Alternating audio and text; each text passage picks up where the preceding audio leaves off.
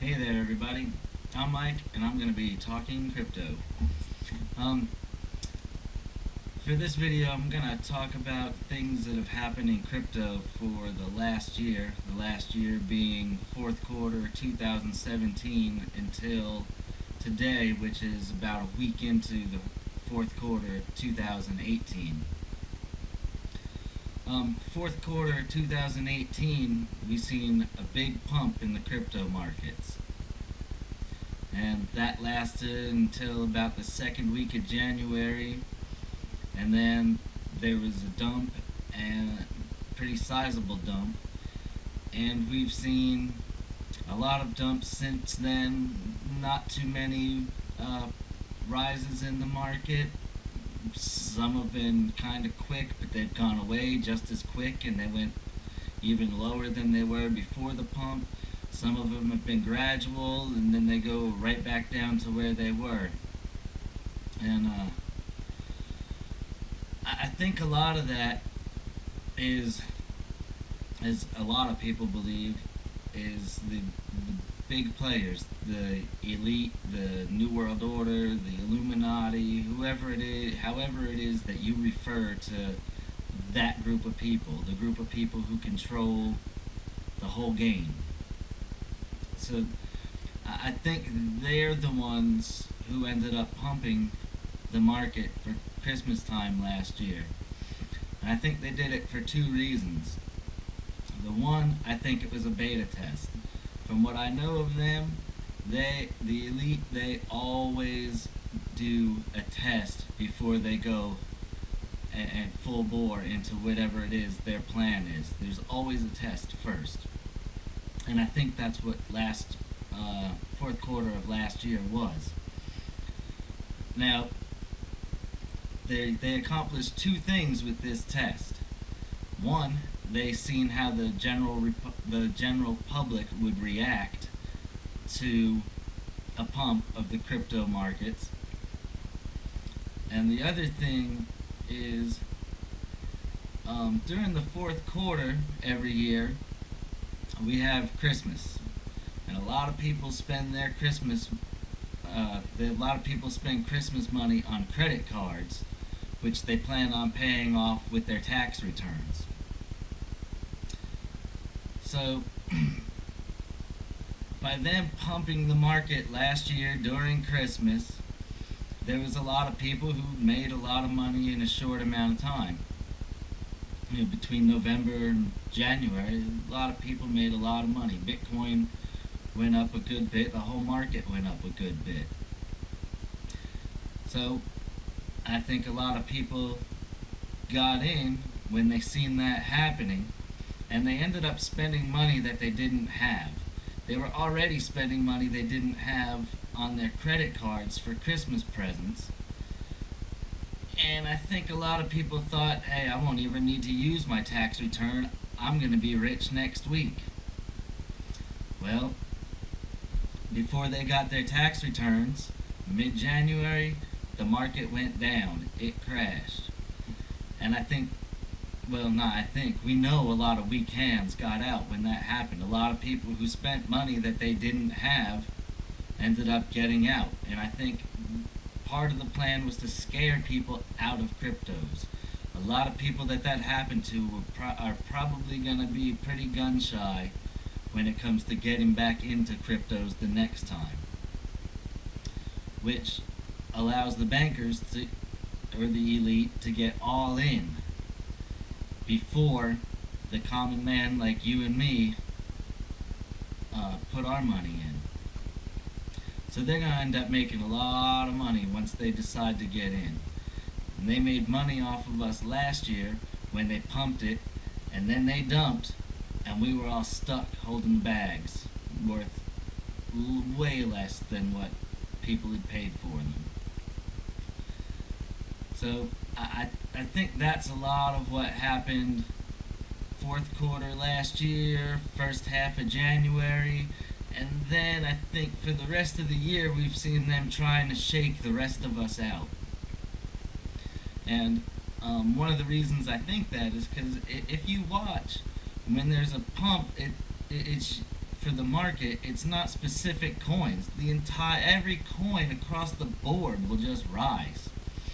And then when there's a drop, every one of them across the board drops. If it's double digits, they all rise double digits, they all fall double digits. Every time. So, to me, that says it's somebody big behind the scenes doing that. Just because everything all at once is happening.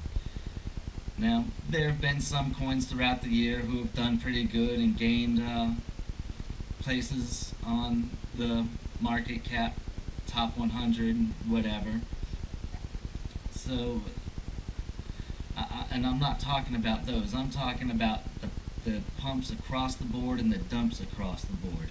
I really think that that's being caused by the elite.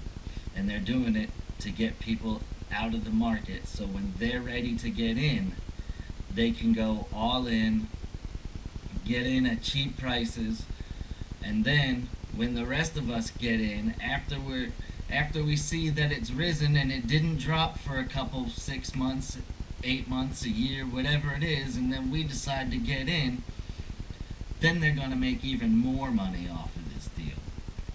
So I think I have a sneaking suspicion that that's what's going on.